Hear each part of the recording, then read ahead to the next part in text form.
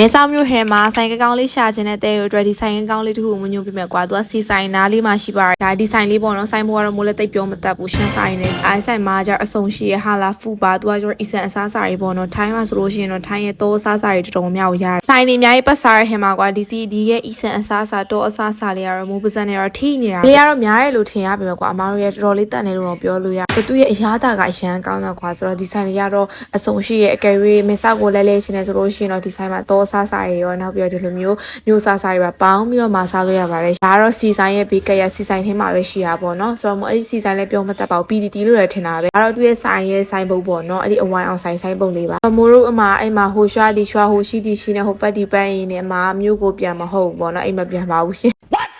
အိမ်ကိုမပြန်မနဲ့နေမိုးတို့ကုံတိုက်တွေသွားရပေါ့နော်အမကုံတိုက်ကိုသွားဖို့တခါသွားဖို့အတွက်ကုံတိုက်ကဝဇန်တဲကနေပြီးတော့ make up ပစ္စည်းတွေdiscount ချတဲ့လောက်လဲဝယ်ခဲ့တဲ့အပြင်ကိုပြင်တဲ့လောက်လဲပြင်ခဲ့ရပေါ့နော်ဆိုတော့အမရင်ပြင်လာတဲ့မုံဝါရီကိုအလန်းမရီထပ်ပြင်တာမို့တယောက်ရှင်မှာဘေးတလုံးတွေကနိုင်တယ်ထုတ်ပြီးတော့နေအမတခုပြီးတခုချုပ်ပြီးတော့ဆန်းပြီးတော့ပြင်နေတာပေါ့